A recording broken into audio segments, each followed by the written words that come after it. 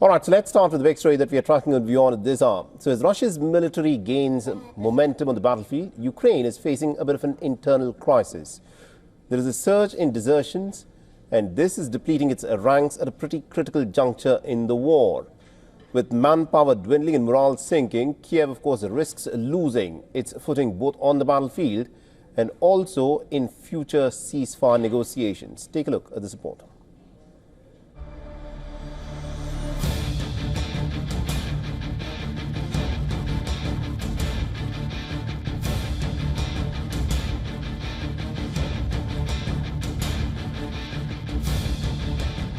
Russian forces intensified their assault. Fighter jets, drones and missiles pound Ukrainian positions.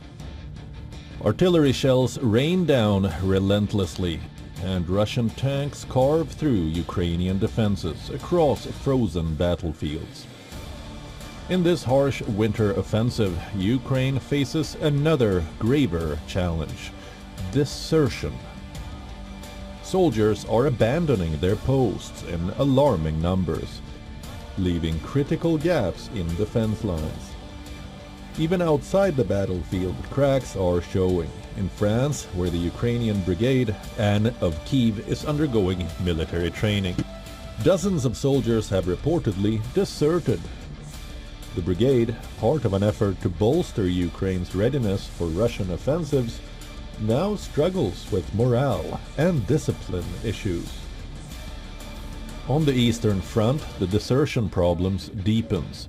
Facing relentless Russian bombardment and witnessing comrades fall, many Ukrainian soldiers are abandoning their posts. Accounts from the trenches paint a grim picture of soldiers overwhelmed by the unrelenting violence.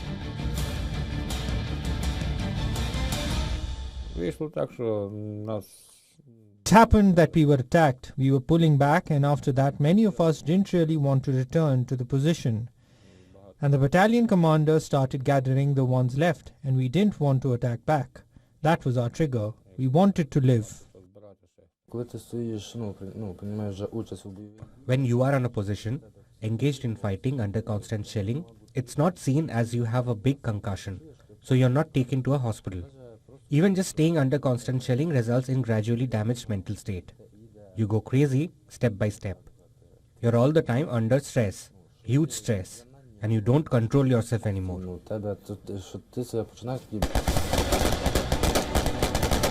The numbers are staggering. Over 100,000 Ukrainian soldiers have been charged under desertion laws since the Russian invasion began in 2022. Compounding the crisis, Kyiv struggles to recruit new troops, leaving critical vulnerabilities as Russian forces seize territory at the fastest rate since the war's early days. Desertion, dwindling recruitment and relentless Russian pressure creates a perilous situation for Ukraine. The outcome could reshape the war's trajectory and determine Kyiv's leverage in future peace talks. As the crisis escalates, Ukraine must find a way to stabilize its forces or risk losing not just ground, but the war itself. Bureau Report, WION, World is One. All right, now to give us more perspective in terms of what is happening at this moment in the Russia-Ukraine war, we are joined by retired Lieutenant Colonel Daniel Davis, who is a military expert and also the host of Daniel Davis Deep Dive on YouTube. He's joining us live on this broadcast.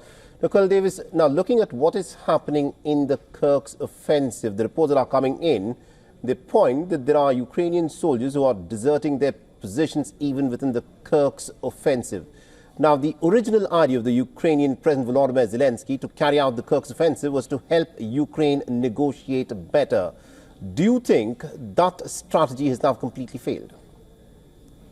Completely, and it was stillborn. It never had a chance because the Russians have been showing, since they have been methodically reducing the amount of territory in the Kursk salient that the Ukrainians have since it got its high water mark probably early September or so of last year. Since that time, it's been going down and down. It hasn't been moved fast. The Russians have not been able to have a big movement to just kind of knock it out, but it is methodically and irreversibly moving down. So Russia can and almost certainly will eventually reduce that by force of arms. There is no reason why the Russians would at any point say, all right, we're going to stop doing that, what we can do, and then give away something elsewhere in order to get that territory back. So there's no evidence that ever had a chance to succeed. And also, we're just about a fortnight away before Donald Trump takes charge at the White House. Donald Trump had said that he has a plan and he can bring about peace very, very quickly in a day once he assumes the presidency.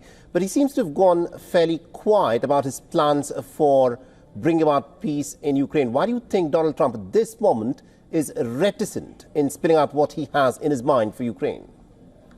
Well, I think that makes a lot of sense because you don't want to, publicly give away your negotiating strategy or let your opponent know what you are or are not willing to give or take in any given area. I'm sure that he's doing a lot of internal discussion. I know from some on his team that that's something they're working on right now. A big note overnight that the General Kellogg, his President Trump's envoy for the Russia-Ukraine war, canceled a trip that he had planned just within the next couple of days to go to Kiev and then to several European capitals to talk about different parts of the plan. That was canceled, which tells me that they're probably doing some more internal discussions about what they actually want to do or what they think is possible before they even send our emissary to our allies. So I think that President Trump is now very much aware of the real situation to go on the ground. He's, I think, now authorized to get intelligence reports as he's the incoming president. So he has a better visibility of it than he did during the campaign. And all those things are going into figuring out what he's going to do. Interesting. Thank you very much indeed, Colonel Davis, for joining us with those details there. Always my pleasure. For all the latest news, download the WION app and subscribe to our YouTube channel.